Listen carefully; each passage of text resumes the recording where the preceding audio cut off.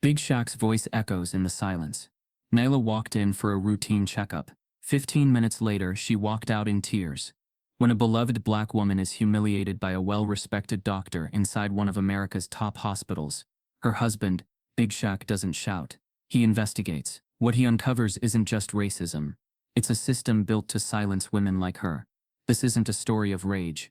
It's a story of quiet justice and a reckoning no one saw coming.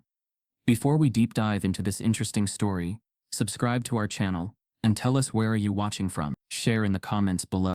A bright morning sun filtered through the tall glass windows of Highland Park General Hospital, illuminating the sleek white floors and sterile walls.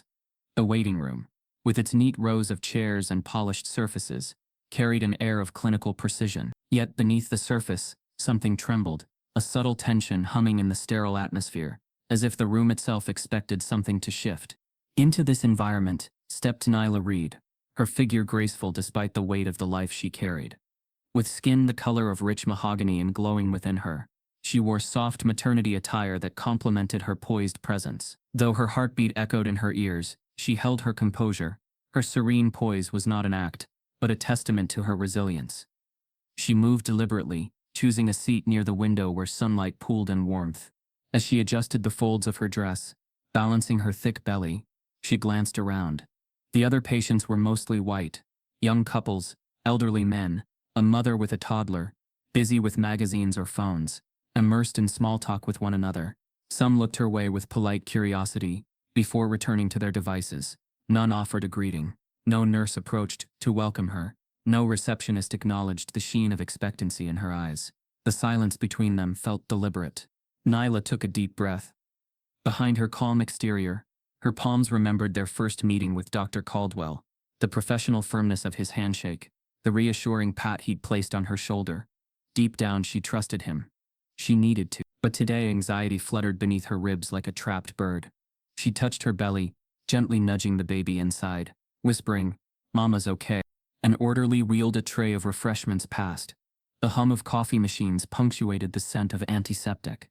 Nyla closed her eyes momentarily, breathing it in like a prayer. She had arrived early, anticipating a smooth appointment, but instinct told her something felt different. Perhaps it was the lack of eye contact from the nurses, or maybe it was the hush that followed her when she entered. It was quiet, too quiet, a hush that didn't belong in a bustling hospital lobby, designed to reassure. Time passed in restless minutes. The murmur of a family's hushed conversation drifted through the air. Small talk about weekend plans, sports scores. Nyla listened, half following their words, half lost in her own breath. Whenever a nurse walked past, she glanced at Nyla, then away. Not unfriendly, but not welcoming either. Curt smiles, short bows, no acknowledgement of her impending motherhood. There was a rhythm to the waiting. Scratch of pens, sighs of impatience, the occasional ring of a phone. With each sound, Nyla's heartbeat trailed faster. She shifted in her seat, careful not to jostle herself or the child within. She rubbed her forehead, then settled her hands on her knees. She noticed a mother with a newborn across the room, pushing a stroller. The baby's tiny fingers curled around a plush toy. In that moment, Nyla's heart tightened with longing and hope, but also, inexplicably, with a prickling unease. Why was everything so perfect? Too perfect. She looked up as the receptionist called out a name behind the counter. A smiling elderly man stood and followed a nurse down the corridor. Nyla swallowed. She watched their backs until they vanished. No sound followed them, but a faint click of shoes. She pulled her coat closer, more for emotional armor than physical warmth. A nurse approached the counter, leaned forward, exchanged words with the receptionist, glanced at Nyla, then turned away. The weight of intentional avoidance sank in. A wisp of anger stirred in Nyla's mind, though she quelled it with a gentle breath. She could not let it ruin her. She would not let it ruin her day. But each passing moment deepened the tension. She recalled the drive here with her husband. Shaquille Big Shaq, to those close to him, had made her breakfast, packed a small bag for the baby, kissed her forehead gently before he'd driven her. His calm confidence gave her strength. He'd told her, "We're fine. Everything is fine," and his calm voice had grounded her. Yet being here alone, knowing he was waiting for her and yet still out of reach, she felt vulnerable. Looking back at the receptionist, Nyla forced herself to sit taller. A sudden rustle of fabric signaled another patient summarizing small talk. Nyla appreciated attempts at positivity. She offered a polite nod, though no one returned it. She bit her lip. She stared down at her hands. In those moments, the hospital waiting room became a stage for a silent performance, where she was the only one singing notes of tension the others refused to acknowledge. The soft red indicator on the receptionist's desk blinked. Someone's appointment called. The hush deepened. She felt every breath pulse around her.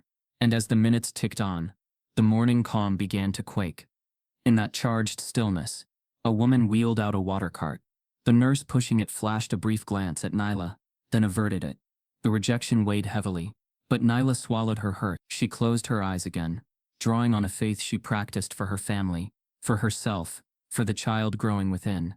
Hold on, she thought. Hold on, just a little longer. Through the glass front doors, warm rays of morning light glimmered across a manicured lawn. Children played in the distance. A security guard tipped his hat to arriving staff. All was picturesque until it wasn't. Past the scrubbed lobby, and its polite silences, lay a confrontation waiting to burst open. And though the day had dawned peacefully, the tension nestled around Nyla like a coiled serpent, ready to strike. She stood, gently pressing a hand to her back as her knees straightened. She smoothed the hem of her dress, and made her way to the elevator. The doors were mirrored and reflective. She caught her own gaze, determination etched across her face. She inhaled, and stepped inside. The doors slid shut behind her, sealing her away from the sunlit lobby. The ride to the examination floor was measured, calculated, her reflection fractured in the gleam of steel panels. She steadied herself. When the doors opened, she stepped into a corridor that stretched on like a tunnel leading into the unknown. Nurses' stations glowed under bright lights. Doors to rooms lined the hall. A sudden beep echoed, a monitor resetting. She paused, not wanting to be early again. She leaned against the wall, closing her eyes. The quiet beat of her heart echoed in her ears, somersaulting through her thoughts. She reminded herself of Shaq, his comforting baritone, his careful hands smoothing a pillow beside her. He believed in her. He believed in their unborn child. And in that moment, she believed, not in this place, but in him. Their love would protect her from whatever was to come. When the crisp voice of the nurse came from the corridor, enunciating her name, the spell broke. Nyla straightened, touched her bump, and inhaled. The moment had arrived. She drew a final breath and stepped forward under the hospital lights, leaving behind the fragile calm of the waiting room. The door to the examination room closed, and with it the silence of a peaceful morning gave way to the tense hum of a looming storm. The examination room was as cold and impersonal as a museum. White walls, silver fixtures, a single stiff chair beside the patient table, and the hum of a ceiling vent that sounded louder with each passing second. Nyla sat on the edge of the padded table, the crinkling paper beneath her echoing in the sterile silence.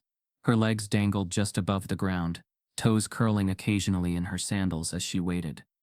Again, the same as downstairs, only now in a tighter, lonelier box.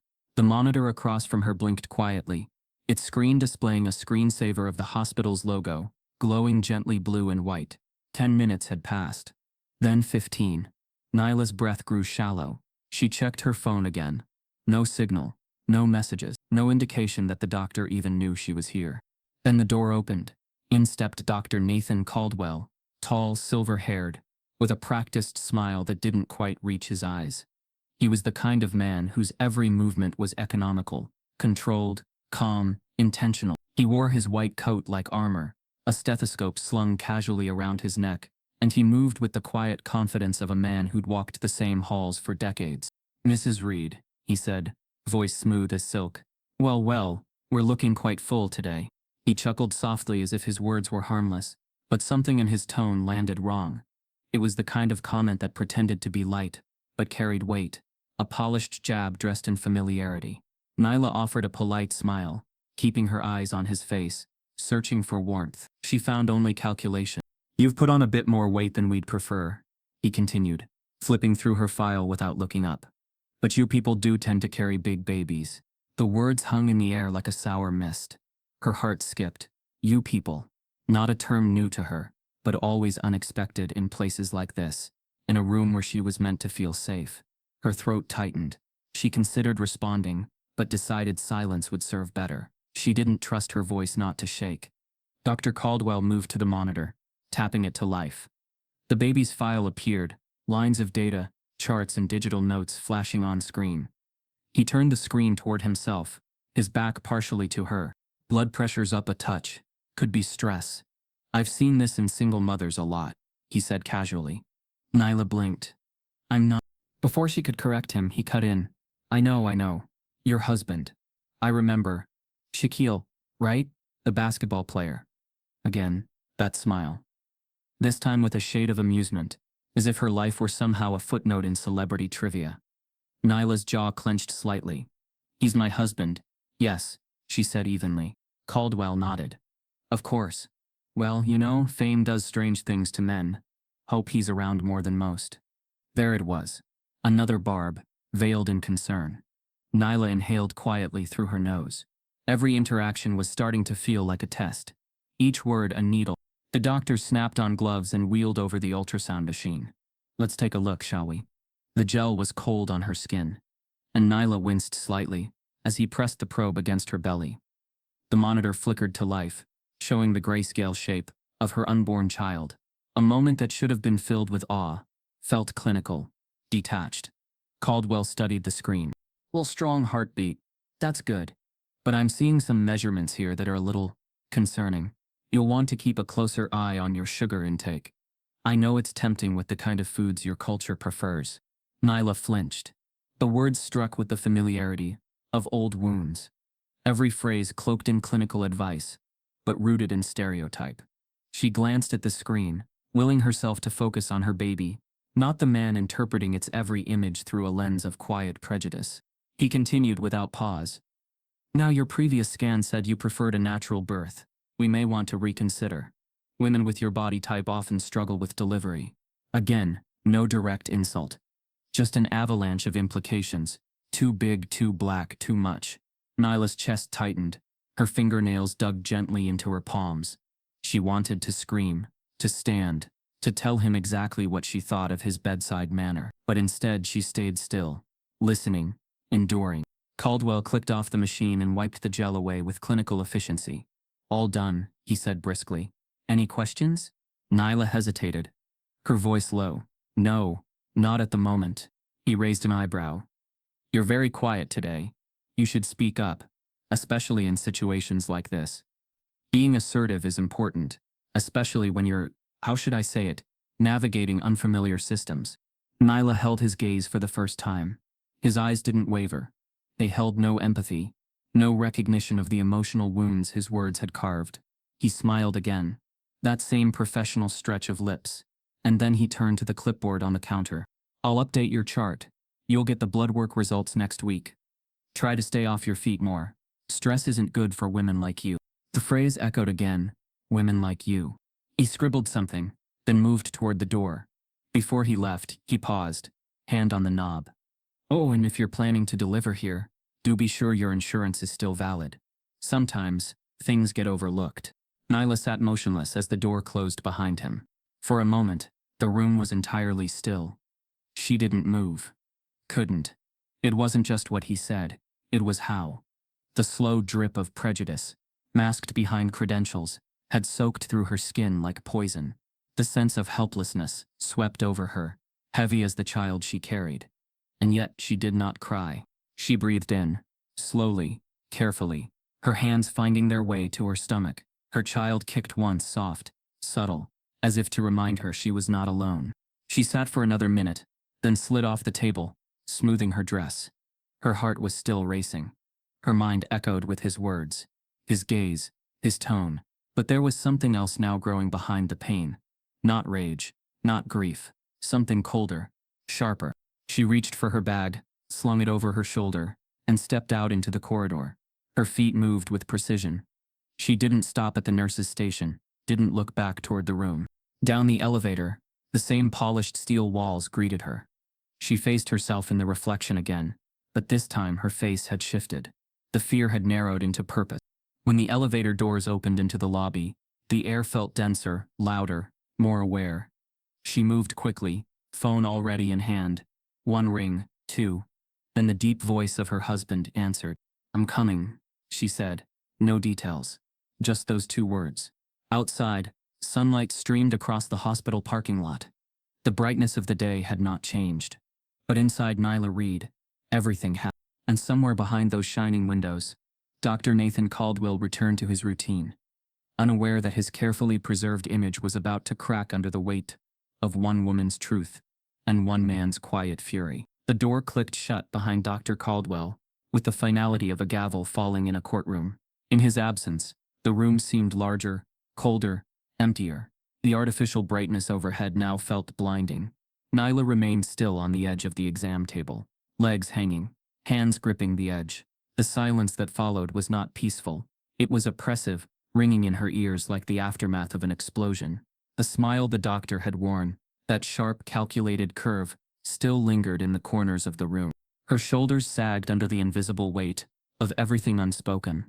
The sting of humiliation had crawled beneath her skin. She tried to breathe deeply, but the breath snagged midway in her chest, twisted in knots of shame and helpless anger. Her lips trembled slightly, and though her eyes remained dry for a moment longer, the dam was beginning to weaken. She looked around the room, white walls, a dull counter, laminated posters with smiling mothers of every race, as if diversity existed in pictures, but not in presence. The same monitors, the same gel, the same tools used to bring life into the world, had just been weaponized to diminish hers. Then the first tear fell. It wasn't dramatic. There was no wailing, no gasp, just the quiet slip of saline down her cheek. And once one dropped, others followed.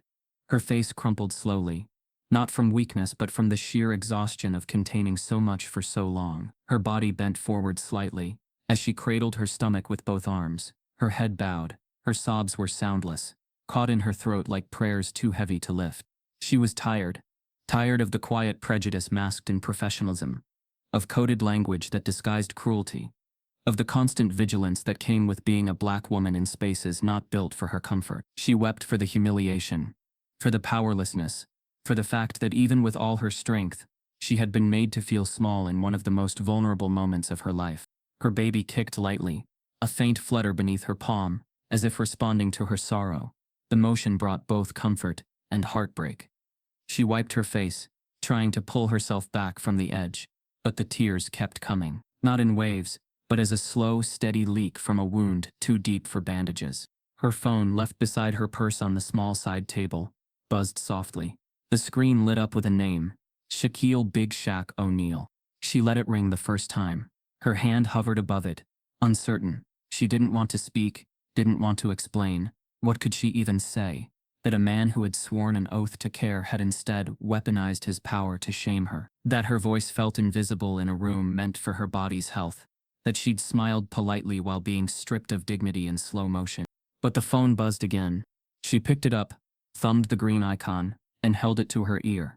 Her voice didn't come at first, only breath. Shaq's voice filled the other side, gentle, laced with alertness. "Baby? You okay?" She didn't answer right away. She couldn't. The tears had slowed but her throat was raw. She swallowed, breathing shakily. "Nyla?" Her lips moved around two words. Nothing more. Just a quiet, hoarse whisper. "Just come." That was all it took. On the other end, there was a pause. Then the sound of movement keys, doors, footsteps. No questions, no resistance. Just the silent promise in his voice. "I'm coming." She lowered the phone and let it rest in her lap. Her reflection in the dark screen showed red eyes, glistening cheeks, and a strength that hadn't crumbled, only cracked. She straightened slowly, hands still resting on her belly, grounding herself in that life growing within her. Minutes passed. She dabbed at her face with tissue from the box on the counter. Her breathing returned to a slow rhythm. Each inhale brought back a measure of steadiness. She was wounded, yes, but not broken. Her mind drifted, not to the pain but to the future. What kind of world would her child be born into?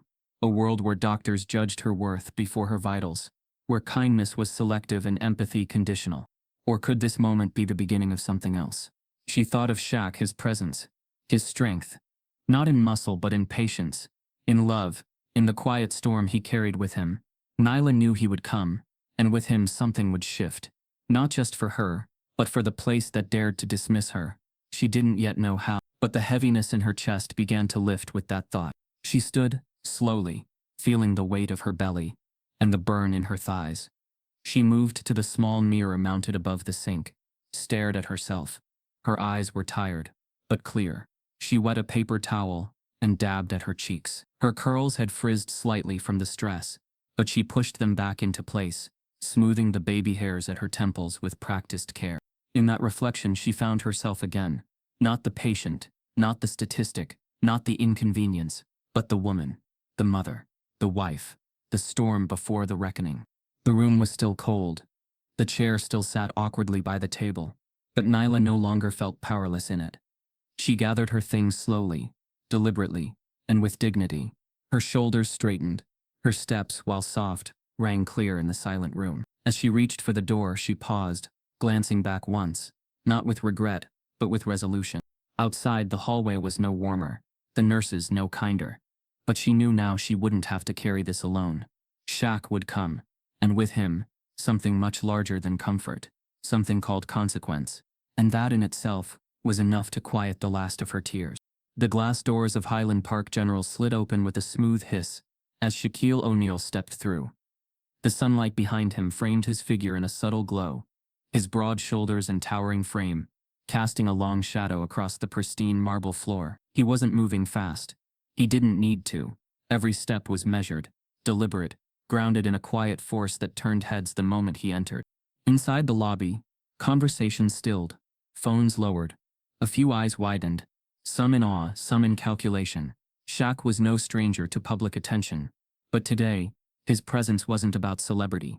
It was something heavier, quieter, more rooted. He wasn't here for show. He was here for Nyla. He wore a navy quarter zip over a white tee, jeans that balanced comfort and presence. His eyes scanned the room, not with urgency, but with focus. The same receptionist who hadn't acknowledged Nyla now perked up, her voice suddenly sweet. "Mr. O'Neal. Oh, welcome. Is there anything we can help you with?" Shaq didn't smile. He didn't frown either. His face remained calm, neutral, unreadable. He nodded once, offering a polite, restrained reply. "My wife's here," Nyla read. The receptionist's fingers moved quickly over her keyboard. "Yes, of course. She's on the third floor. Exam room 11. I think she might still be with Dr. Caldwell." Shaq's gaze didn't flinch, but the temperature around him seemed to drop a degree. He gave a small nod and turned toward the elevators, without another word. The nurse who had earlier ignored Nyla, now stationed near the hallway, saw him approaching and straightened immediately. Her smile bloomed suddenly, overly bright. "Good morning, Mr. O'Neal," she chirped. "Can I get you anything? Water? Coffee?" Shaq looked at her, not with anger, but with the kind of measured pause that said everything without needing to be loud. He didn't answer. She shifted uncomfortably, under the weight of his gaze. He walked past her as if her words had drifted through a space he no longer had time to fill. The elevator ride was silent. Just him. The walls were reflective, steel. He saw his own expression composed, unreadable. But behind his calm eyes, something was stirring, something brewing. His fingers flexed once at his side, before curling back into stillness. No rage, no panic, just a quiet rising certainty. The doors opened to the third floor. Shaq stepped out, head turning slowly. He moved down the corridor with the same unhurried pace, yet each step seemed to echo louder than it should. A nurse pushing a supply cart froze when she saw him, instinctively stepping aside. Doors whispered closed. Even staff who didn't speak recognized the energy he brought. A shift in gravity. A man used to commanding rooms was now commanding silence. He reached room 11. The door was slightly ajar. He knocked once, softly, then pushed it open. Nyla sat on the padded bench beneath the window, her coat wrapped around her like a shield. Her eyes, red-rimmed but clear, lifted to meet his. She didn't say a word. She didn't have to. Her body relaxed the moment she saw him, just enough to exhale. Shaq crossed the room in 2 steps, kneeling down before her, placing one massive hand gently on her knee, the other on her belly. He said nothing. His head bowed slightly, and for a long breath, they stayed that way.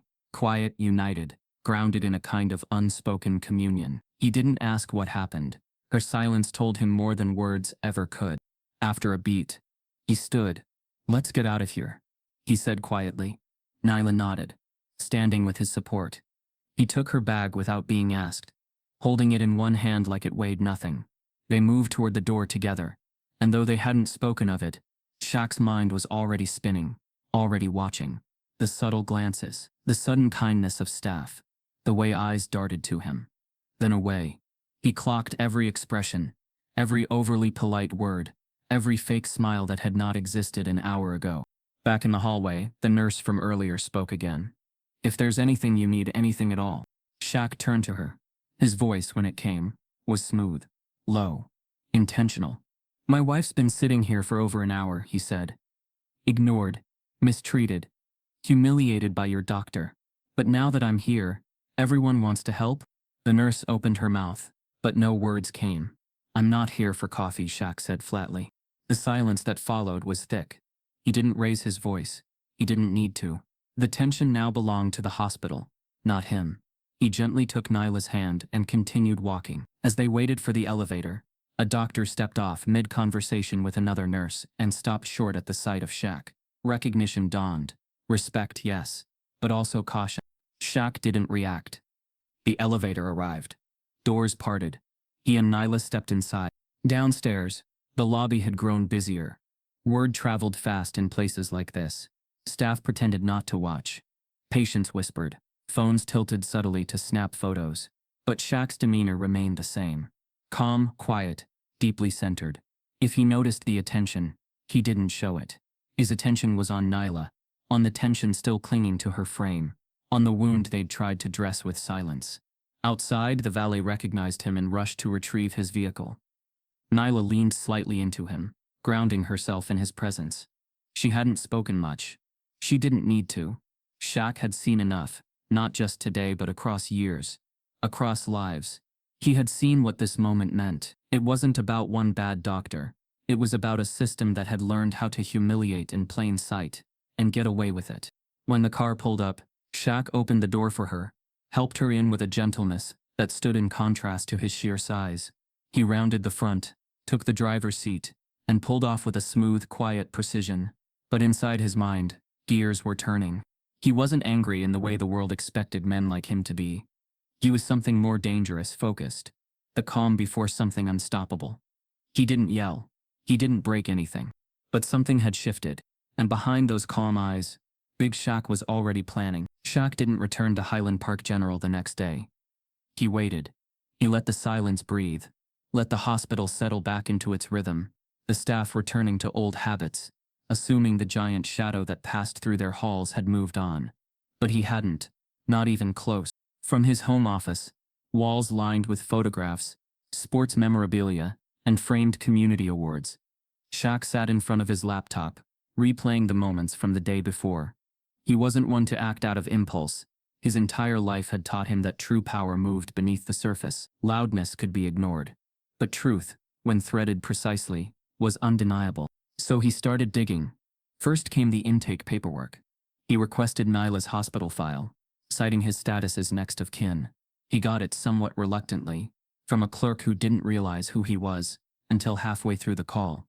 The file was slim, inconsistently filled. Notes were handwritten in some areas, missing in others. Ethnicity had been marked with a quick B beside the word high risk, a designation not tied to her vitals, but to an assumption. He made a note of that. Then came the phone calls. Shaq called 3 local OB/GYN clinics, posing as a concerned husband researching care. At each he asked about standard protocols. How long did patients wait? Were high-risk tags automatically applied based on background? Did doctors routinely perform solo evaluations without nursing staff present? The answers were revealing. None of them aligned with how Highland Park had treated Nyla. Next came the online footprint. Shaq scoured hospital review sites, reading through lines of complaints, many buried under 5-star ratings. He began noticing patterns, similar complaints from Black women, subtle yet frequent. Words like dismissive, uncomfortable, judged. He pulled names. He searched for prior legal cases, NDAs, settlements. A few sealed filings popped up, cases dismissed quietly. One caught his eye, a malpractice suit, settled privately, 5 years ago, involving a Black mother who had been told by the same Dr. Coldwell that she was paranoid when she expressed fear of preterm labor. Her baby had been born premature. The woman's name wasn't listed, but the threads were there. He followed them. Shaq didn't barge into the hospital with accusations. That would have been expected. Instead, he returned midweek, this time wearing business casual. No entourage. No public presence. Just a large, composed man with a file folder tucked beneath one arm and a calm smile that made people nervous. He greeted the receptionist with warmth, asked about follow-up appointments for his wife, mentioned some confusion over missing notes. The receptionist hesitated, typing quickly, then blinking at the screen. There seems to be a gap in some of the digital entries, she said. Shaq leaned in slightly. That right? Yes. I'm not sure why there's a note saying some paper files were used instead. He smiled. Mind if I see them? Those are kept in records. We'd need a formal request. Already submitted, Shaq said, handing over a printed copy of his authorization. HIPAA compliant. All signed. She took it, her fingers trembling slightly, as she scanned the form. I'll, let the records office know. Appreciate it. Shaq sat in the waiting room. Not in the corner like last time, but near the center. He pulled out a small notebook and began writing. Every person who passed by, every conversation overheard, every side eye or whisper, they all became entries. A nurse passed with a chart in hand, whispering to another. He's back again. I know, came the quiet reply. He's watching everything. That too went in the notebook. After an hour, a clerk delivered a stack of documents in a manila folder. Shaq thanked her and didn't open them there. Instead, he walked the corridors with the folder in hand, making mental notes. He smiled at doctors, greeted nurses. Every interaction was polite, respectful, but something in his demeanor made people double-check their words. At one point, he passed the staff lounge and heard a hushed voice. Why is he doing this? His wife's fine, right? Another voice replied, You don't get it. It's not just about her. Bingo. Shaq returned home with a stack of data and an idea forming. He called a friend in digital media, someone he trusted, someone who owed him a favor. They began setting up a quiet framework for a story, a timeline, a testimonial outline, an anonymous submission portal. Nothing public yet, but the machine was warming up. Next, he reached out to a former nurse he'd met at a health conference. A woman named Jordan, who once worked at Highland Park. She now ran a maternal wellness center across town. Shaq met her at a neutral location, a coffee shop off the beaten path. Tell me about Caldwell, he said after pleasantries. Jordan's face darkened. You already know what I'll say. I need it from someone who was there. She hesitated. You recording this? Not unless you say I can. She nodded. Then let's talk. Over the next hour, Jordan detailed what Shaq suspected. Caldwell had a pattern, dismissiveness, bias, a polished mask that cracked only behind closed doors. Complaints had been raised internally, but no formal discipline followed. Several women had walked away in tears, and one nurse had even quit mid-shift after a shouting match over how Caldwell spoke to a patient.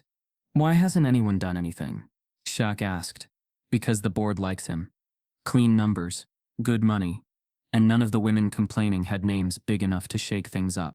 Until now, Shaq said quietly. Jordan looked at him. You're not going to let this go, are you? Shaq shook his head. They made my wife cry. They made her feel like she didn't belong in a place meant to protect her and our child. That doesn't just go away. He handed Jordan a card with a contact number. If you're willing, I want your voice on the record. When the time comes, I'll think about it, she said, but I'm tired of being quiet.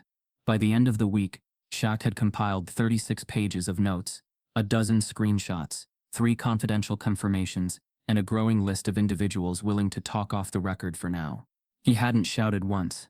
He hadn't raised his fist. But the hospital could feel it. The change in the air, the shift in energy. Something was building. Something no press statement or legal disclaimer would easily bury. Shaq stood at the edge of something bigger than a personal vendetta. He was assembling a narrative that wasn't just about Nyla, or Caldwell, or Highland Park General. It was about the quiet rot beneath polished reputations, about the slow, grinding humiliation Black women endured in places meant to heal them, about the kind of racism that wore a tie, shook your hand, and charted your pain in silence. The hospital still hadn't responded, still pretended nothing had happened. But now it was no longer about waiting for them to speak. Shaq was preparing to make the world listen. Shaq waited in the far corner of a quiet parking lot, the glow from the surrounding street lamps stretching long shadows across the asphalt.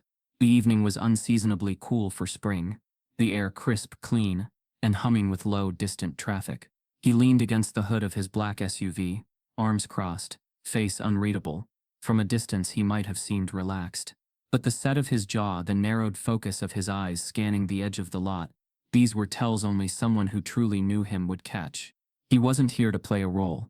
He was here to listen. At exactly 9:03 p.m., a silver sedan pulled in. It parked 3 spaces away, headlights flicking off before the engine cut. The driver's door opened, and out stepped Jordan Willis, a woman in her early 40s dressed plainly in dark jeans, a zip-up hoodie and sneakers. Her curly auburn hair was tied back, and her eyes flicked around the lot as she approached, cautious but composed. Shaq nodded once in greeting. "Thanks for meeting me," she said as she reached him. "Appreciate you coming," Shaq replied, his voice low but warm. "Didn't want to talk in a hallway with walls listening." Jordan gave a small smile, more in understanding than amusement. "That place has ears everywhere. Cameras too. Been that way for years." They both looked at the hospital building in the distance, its lights still glowing like a sterile lighthouse. In contrast, their corner of the parking lot felt hidden, safe. Shaq gestured toward the edge of the hood, and Jordan leaned against it beside him, arms crossed tightly. "I know you worked there for a while," he said. 7 years, right?" Jordan nodded. 7 long ones. Left 4 years ago.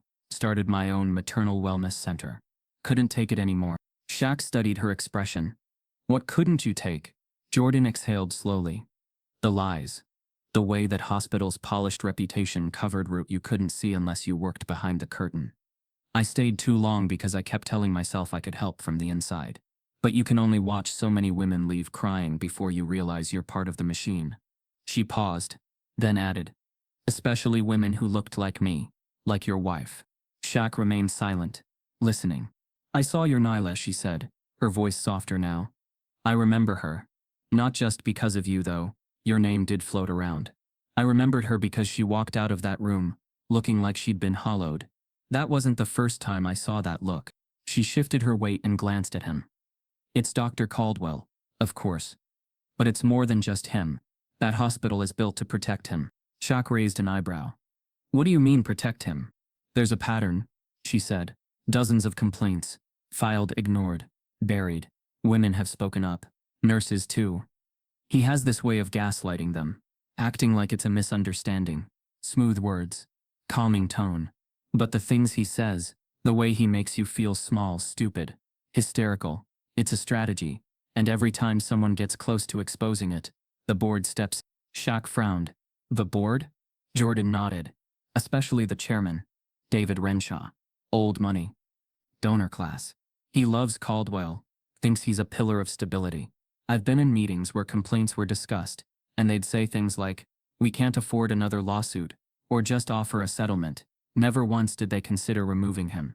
They'd rather pay off victims, wrap it in a non-disclosure, and move on." Shaq's face hardened. "You're saying there were payouts?" "More than a few," Jordan said. "Most never see daylight. But I know of at least 3 during my time there.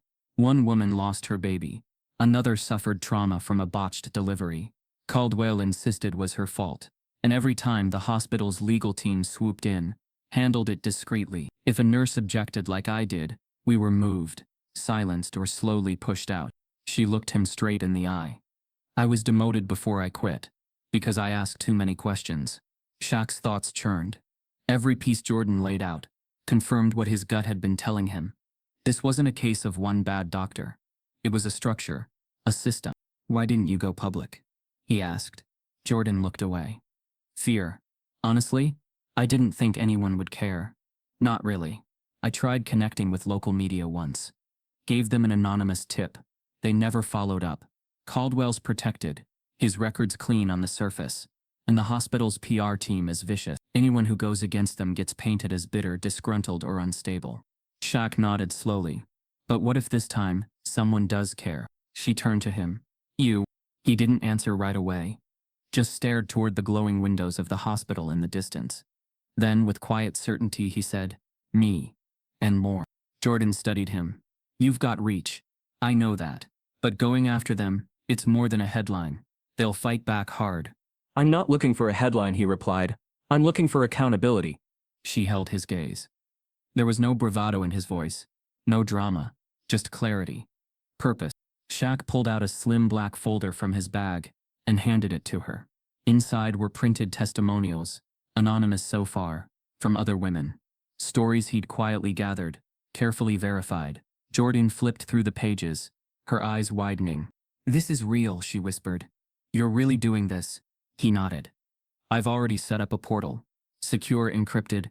Women are submitting their experiences. We're collecting timelines, patterns, inconsistencies. I've got a media contact ready to run with it once we hit critical mass. But I need insiders. People who saw the inner workings, people like you. She swallowed hard. You want me to speak out? On the record.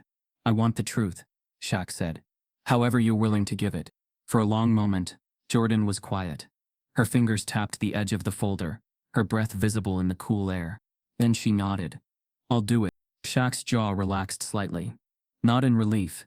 He had expected her to say yes, but in respect, he reached out and offered his hand. Jordan took it. I'll get you everything I have, she said. Emails, meeting notes, even internal memos if I can find them. But you should know if you go after them, they won't just come after you. They'll come after your family, your name. They'll try to paint your wife as emotional, you as aggressive. Shaq didn't flinch. They already do. But they've never seen me quiet. That made her laugh. Just once. A sound filled with something old and defiant. Then they're in for a surprise. They stood in silence for a moment longer. Then Jordan turned back toward her car. Give me a few days, she said as she walked away. I'll find what they thought they buried. As her sedan pulled away, Shaq stood alone again in the quiet dark. But this time the night didn't feel cold. It felt charged. He returned to his SUV, slid behind the wheel, and stared at the hospital one last time. A building with walls thick enough to hide years of pain. But cracks were showing now. Shaq didn't need to break them down. He just needed to shine a light. And the light was coming. The early morning sun hadn't yet fully brightened the facade of Highland Park General Hospital when Shaquille O'Neal, Big Shaq, walked onto the public plaza at the hospital's entrance. Reporters had already gathered, cameras lining the perimeter, microphones clustered on stands, flashes and murmurs in anticipation. The scene felt electric, charged, like a storm about to break. It was a stark contrast to the silent corridors where Nyla had suffered, and Shaq's calm stature cast a different kind of shadow. He stepped up to the podium without flinching. No entourage, no PR team, just him. The microphone picked up his voice cleanly as he began to speak. There was no shouting, no theatrical flair, just quiet, measured authority. Good morning, he said. His tone was somber, not harsh. I'm here today as a husband, as a father, as a black man who loves his wife and unborn child. I'm here because yesterday, my wife Nyla Reed was humiliated in this hospital by a man who was supposed to care for her. A hush fell, even within the hum of cameras.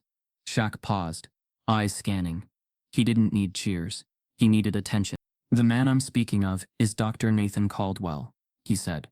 He told my wife that women like us carry babies too big for natural delivery. He questioned her weight, her blood pressure, even implied that her husband's fame distracts her from her responsibilities. He spoke with the confidence of a doctor, but the prejudice of a stranger. The air grew heavier. The crowd leaned in. Shaq pulled out his phone and pressed a button. A voice rang out through the speakers. Jordan's voice, recorded from the night before, saying, Caldwell dismissed dozens of complaints. Board covered it up. They paid settlements to keep it quiet. He's hurt women, and no one held him accountable. The impact was immediate. Cameras flashed. Reporters scribbled. Some whispered among themselves, eyes wide. That voice belongs to a former nurse. Shaq continued. She worked here for years. She stayed too long because this hospital protected Caldwell. At every turn. Women were paid off, stories buried, reputations saved, all at the expense of black mothers like my wife. He didn't name his source beyond that. He respected her choice for anonymity. Let me be clear. This isn't just about Caldwell, he said, walking slowly across the stage. It's about a system that treats black women's bodies as public property, subject to stereotypes, bias, and unchecked authority. He took a breath, steadying himself. This isn't just one bad doctor. It's a culture that enables him, a board that protects him, a hospital that conceals his wrongdoing. Shaq paused again, letting the weight of his words settle. I'm calling for an independent investigation by a third-party board with no ties to Highland Park. I'm calling for full transparency, release of all complaint files, settlements, and notes related to Dr. Caldwell's practice. And I'm calling on this hospital to undergo mandatory anti-bias training, immediately, for all staff. Behind the camera lenses, the world shifted. Reporters asked rapid questions. Do you have more evidence? What will happen if they don't comply? Is this just about your wife? He answered with calm precision. I have evidence. I have notes. I have voices who will speak if this hospital continues to be silent. If they refuse accountability, legal action will follow. And if they continue to put profit over patient well-being, especially Black patients, they will be held responsible. He turned to face the cameras directly. This isn't revenge. This is justice. Then, my wife is pregnant. We are expecting. But the day after this, I will be by her side. I will not let this turn her joy into fear. He stepped away from the microphone. He nodded at a hospital spokesperson standing nearby, then walked off the stage. He didn't look back. Within minutes, the story spread. Hashtags Justice Formula, Check Your Bias, Caldwell Exposed, began trending online. Local news picked it up first, then national outlets followed. Tweets from activists, hashtags from celebrities, shares from communities who had felt similar injustice. It was a groundswell. Inside the hospital, panic rippled through the administrative offices. Phones rang off the hook. Staff hurried to draft statements. Board members gathered in emergency meetings.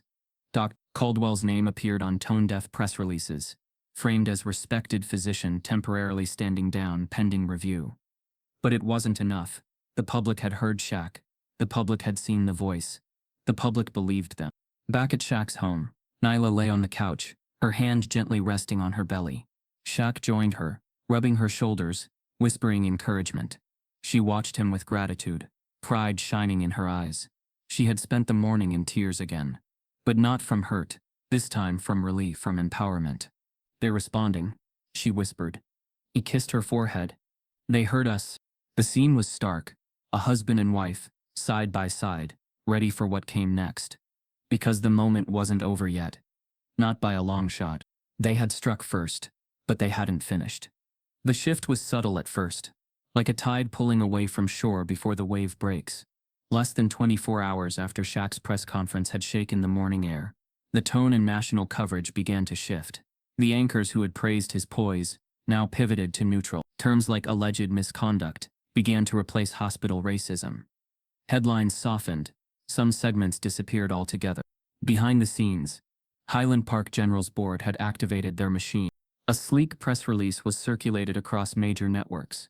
Calm language, clean formatting. Dr. Nathan Caldwell was referred to as a decorated physician with an untarnished record. Shaq was described carefully, strategically, as a concerned husband whose celebrity may be coloring public perception. The hospital cited safety concerns regarding Caldwell's temporary leave, while hinting that unverified allegations have led to an unfortunate media frenzy. But it wasn't just PR spin. Legal letters began arriving, first at smaller media outlets, then to individuals who had shared patient testimonials online. Cease and desist notices, requests for retractions, warnings of defamation suits. One local blog that had published a scathing piece on Highland Park's bias went offline within hours. Another issued a public apology, claiming they'd misunderstood the context. The digital ripple turned into a digital chokehold. Social media was next. Troll accounts emerged like weeds. Fake profiles swarmed comment sections, posting scripts that framed Shaq's speech as aggressive, hostile, a threat to hardworking medical professionals. A viral tweet declared, "It's irresponsible to accuse doctors during a national healthcare shortage. This isn't justice, it's celebrity bullying." The divide grew sharp. On one side were voices, activists, mothers, former patients, who had long waited for someone like Shaq to call it out. On the other were those who saw him as an outsider, forcing drama into a well-respected institution. Some said he was using his wife's pain for attention. Others questioned Nyla's mental state. One anonymous columnist even suggested that expectant mothers often misinterpret medical advice due to emotional strain. The attacks weren't overtly racist. They didn't need to be. They were coded, polished, and deadly effective. Protests began outside Highland Park. Small at first, then growing.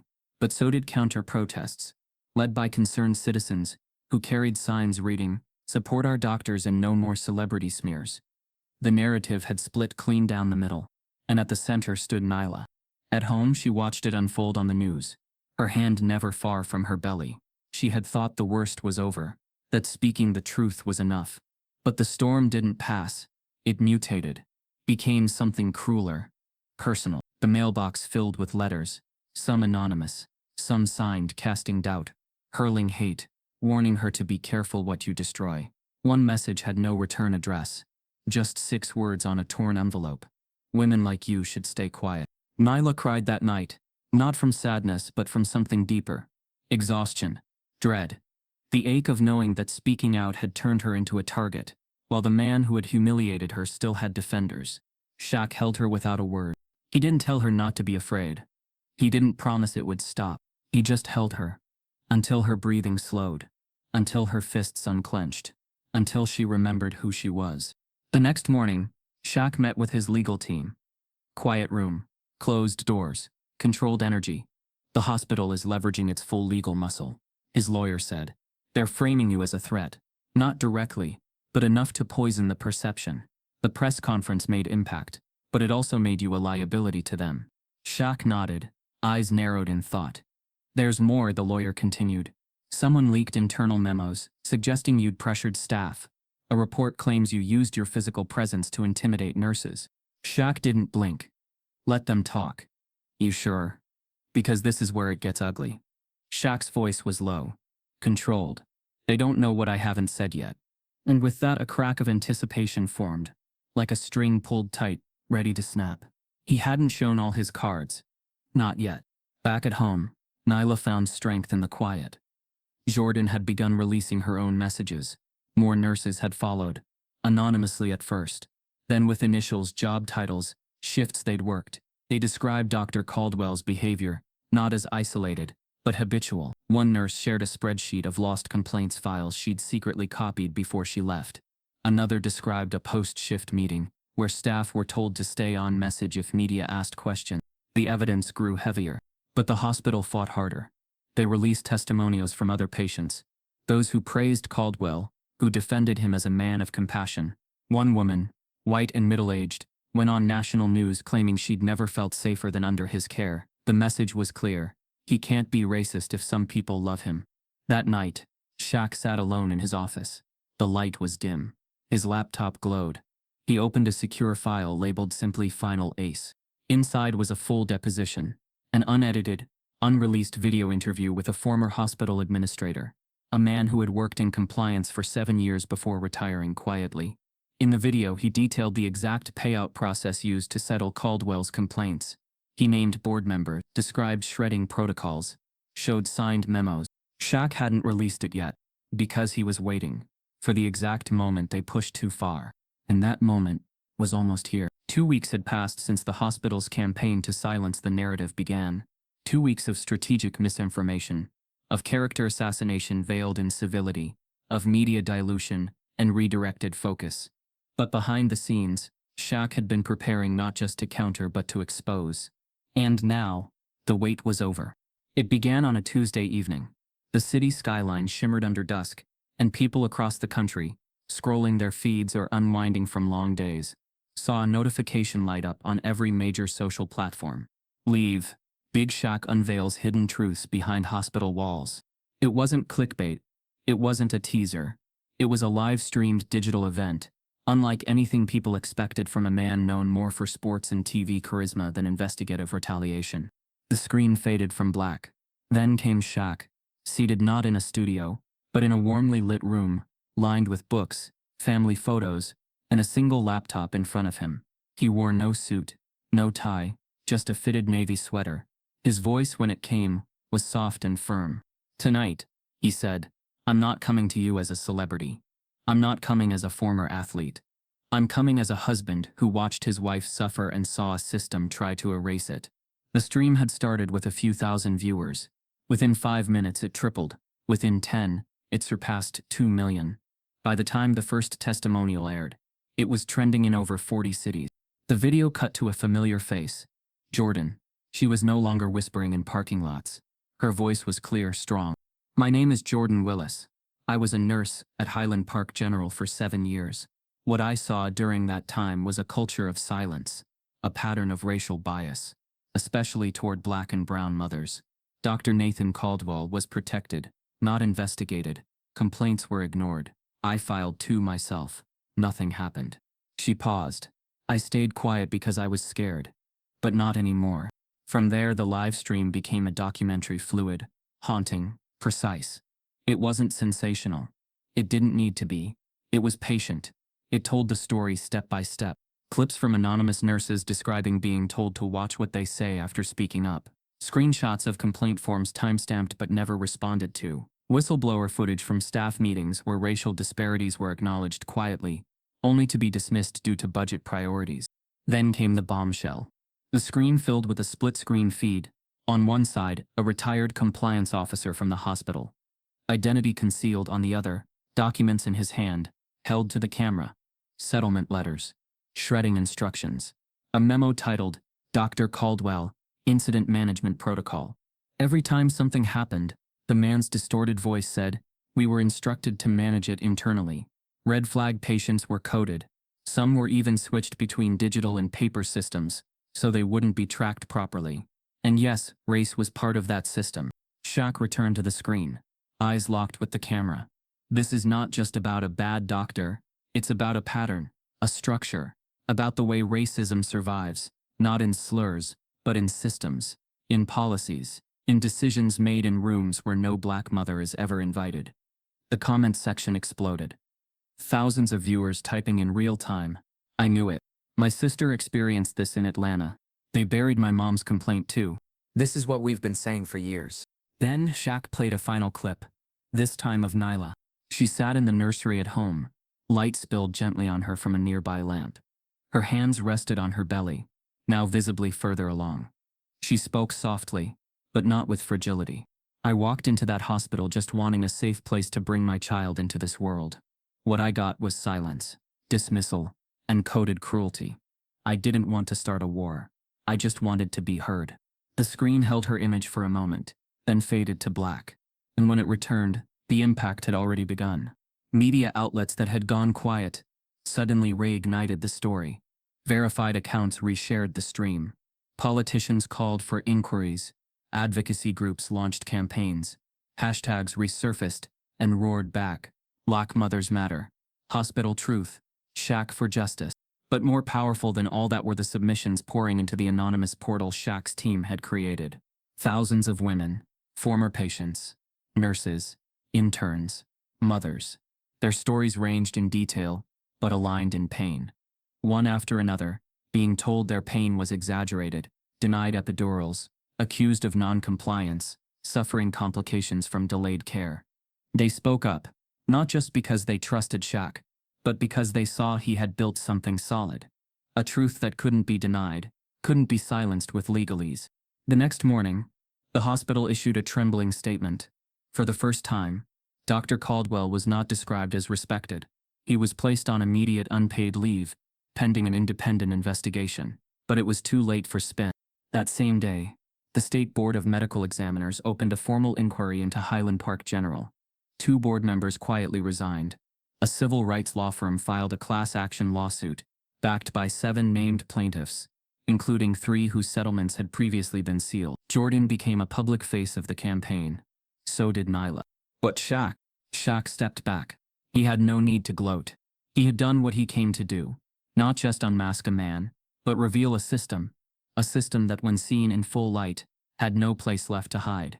Quiet justice. Loud impact. And the storm wasn't over. It was just beginning.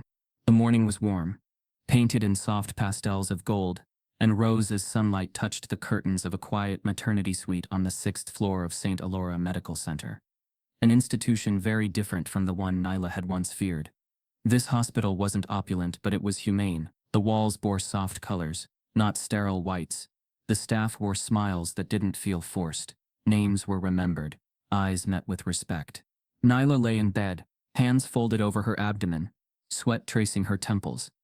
She was deep in the early stages of labor. Shaq sat beside her, one hand cradling hers, the other gently brushing her hair from her face. There was no fear this time, no clinical dismissal, just life approaching, slow, painful, powerful.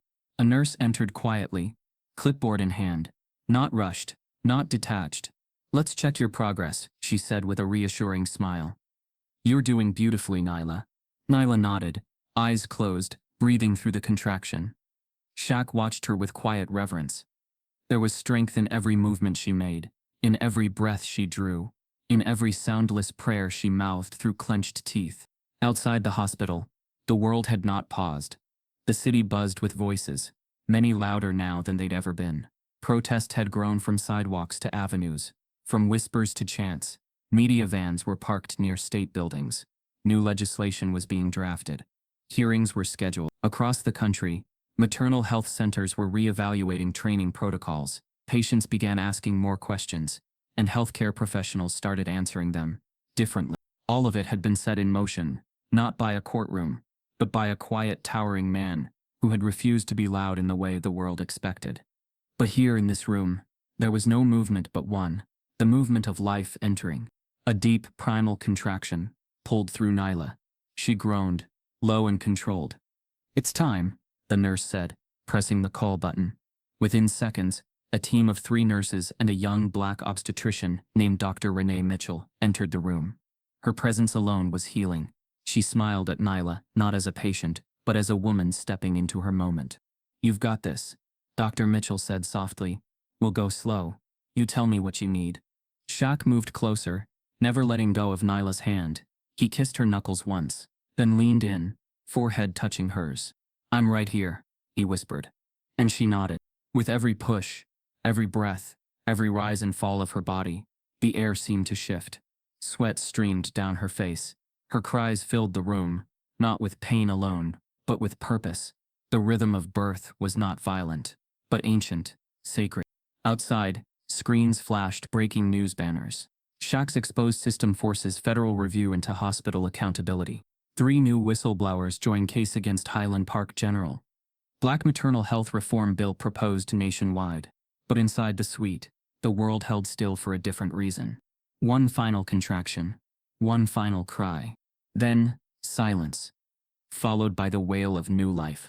A nurse smiled wide. "She's here." Shaq froze for a split second. His breath caught. Dr. Mitchell lifted the baby gently, placed her on Nyla's chest. She was slick with afterbirth, lungs full and healthy, her tiny fingers curled, her skin a perfect shade between mother and father. Nyla sobbed, finally letting it all go. Shaq pressed his lips to her temple. "She's perfect," he whispered.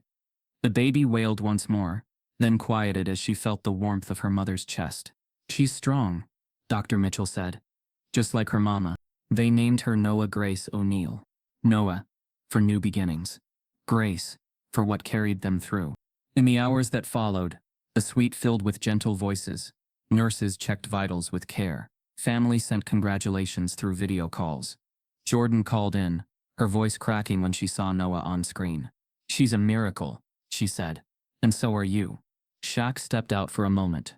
Just before dusk, he walked to the hospital's rooftop garden, his favorite retreat in these last few days. The wind was cool, and the city below buzzed with lights and movement.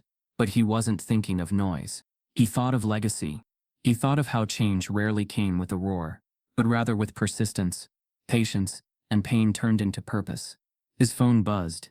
It was a message from a news outlet. "Can we confirm the birth?" He smiled, typed back one word. "Yes," then powered the phone off.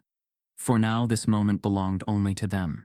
Later that evening, Nyla rested, and Noah slept curled in her bassinet nearby. Shaq watched them both, his family, whole and breathing and safe. He thought of everything they had endured. The humiliation, the doubt, the backlash, the fear. And then he looked at Noah and knew this story would not end in pain. It would begin in power. And for the first time in weeks, he allowed himself to close his eyes. Not to sleep, but to feel. Not every story needs revenge. Some just need truth. And in that truth, the world changes. If this story moved you, don't let it stop here. Share it. Speak about it. Challenge the systems that hide behind polished walls. Every voice adds weight, And every truth told brings us one step closer to a world where no woman is silenced in the room, meant to protect her.